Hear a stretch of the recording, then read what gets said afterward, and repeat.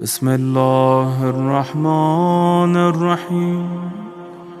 السلام عليك يا أبا عبد الله، السلام عليك يا ابن رسول الله، السلام عليك يا خيرة الله وابن خيرته، السلام عليك يا ابن أمير المؤمنين وابن سيد الوصيين، السلام عليك يا ابن فاطمة سيدة نساء العالمين، السلام عليك يا ثار الله وابن ثاره والوتر الموتور، السلام عليك وعلى الأرواح التي حلت بفنائك، عليكم مني جميعا سلام الله أبدا ما بقيت وبقي الليل والنهار.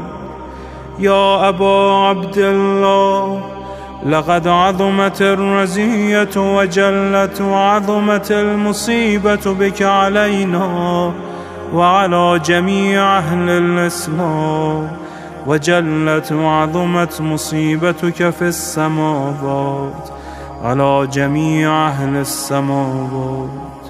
فلعن الله أمة أسست أساس الظلم والجور عليكم أهل البيت، ولعن الله أمة دفعتكم عن مقامكم وأزالتكم عن مراتبكم التي رتبكم الله فيها، ولعن الله أمة قتلتكم، ولعن الله الممهدين لهم بالتمكين من قتالكم. برئت إلى الله وإليكم منهم ومن أشياعهم وأتباعهم وأوليائهم.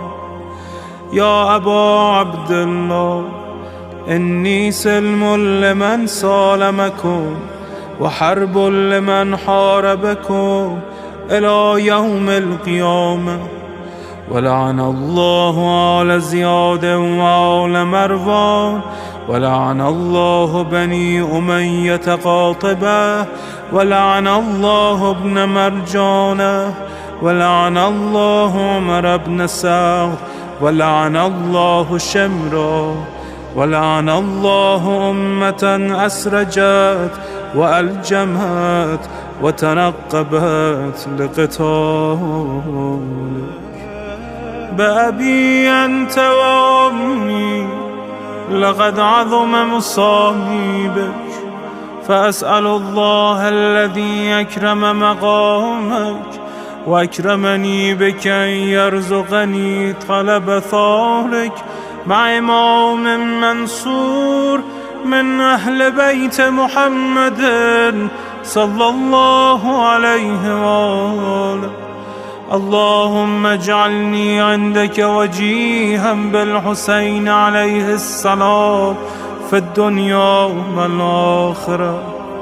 يا أبا عبد الله، إني أتقرب إلى الله وإلى رسوله وإلى أمير المؤمنين وإلى فاطمة وإلى الحسن وإليك بمضالاتك وبالبراءة ممن قاتلك ونسب لك الحرب، وبالبراءة ممن أسس أساس الظلم والجور عليكم. وأبرأ إلى الله وإلى رسوله ممن أسس أساس ذلك وبنى عليه بنيانه وجرى في ظلمه وجوره عليكم وعلى أشيائكم. برئت إلى الله وإليكم منهم، وتقرب إلى الله ثم إليكم بمضالاتكم ومضالاة وليكم، وبالبراءة من أعدائكم والناصبين لكم الحرب، وبالبراءة من أشياعهم وأتباعهم. إني سلم لمن سالمكم، وحرب لمن حاربكم، وولي لمن والاكم، وعدو لمن عاداكم. فأسأل الله الذي يكرمني بمعرفتكم ومعرفة أوليائكم، ورزقني البراءة من أعدائكم، أن يجعلني معكم في الدنيا والآخرة، وأن يثبتني عندكم قدم صدق في الدنيا والآخرة. وأسأله أن يبلغني المقام المحمود لكم عند الله، وأن يرزقني طلب ثاري مع إمام هدى ظاهر ناطق بالحق منكم. وأسأل الله بحقكم وبالشأن الذي لكم عنده أن يعطيني بمصابي بكم أفضل ما يعطي مصابا بمصيبته، مصيبة أعظمها وأعظم رزيتها في الإسلام وفي جميع السماوات والأرض. اللهم اجعلني في مقامي هذا ممن تناله منك صلوات ورحمة ومغفرة. اللهم اجعل محياي محيا محمد وآل محمد، ومماتي ممات محمد وآل محمد. اللهم إن هذا يوم تبركت به بنو أمية وابن آكلة الأكباد، اللعين ابن اللعين على لسانك ولسان نبيك صلى الله عليه وآله، في كل موطن وموقف وقف فيه نبيك صلى الله عليه وآله.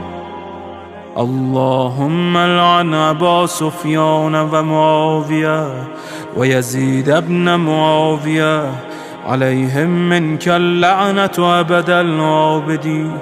وهذا يوم فرحت به آل زياد وآل مروان بقتلهم الحسين صلوات الله عليه. اللهم فضاعف عليهم اللعن منك والعذاب الأليم.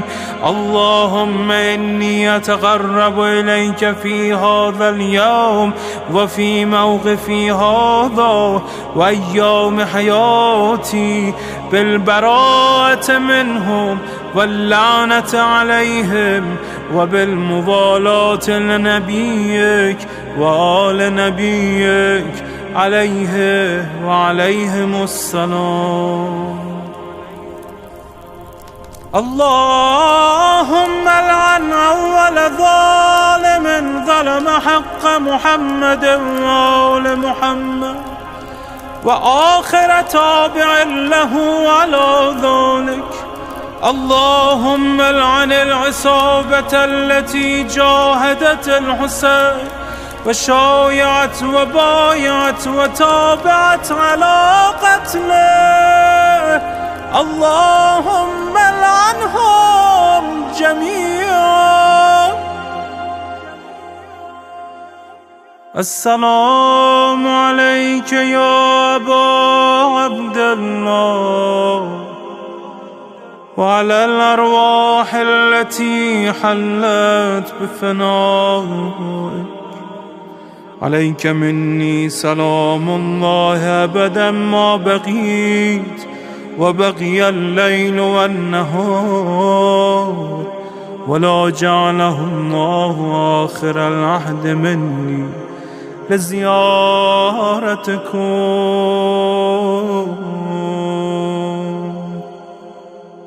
السلام على الحسين وعلى علي بن الحسين وعلى أولاد الحسين وعلى أصحاب الحسين.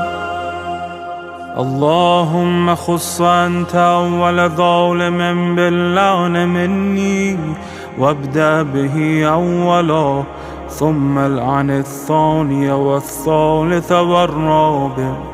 اللهم العن يزيد خامسا، والعن عبيد الله بن زياد وابن مرجان وعمر بن سعد وشمرة وآل أبي سفيان وآل زياد وآل مروان إلى يوم القيامة. اللهم لك الحمد حمد الشاكرين لك على مصابهم. الحمد لله على عظيم رزيتي.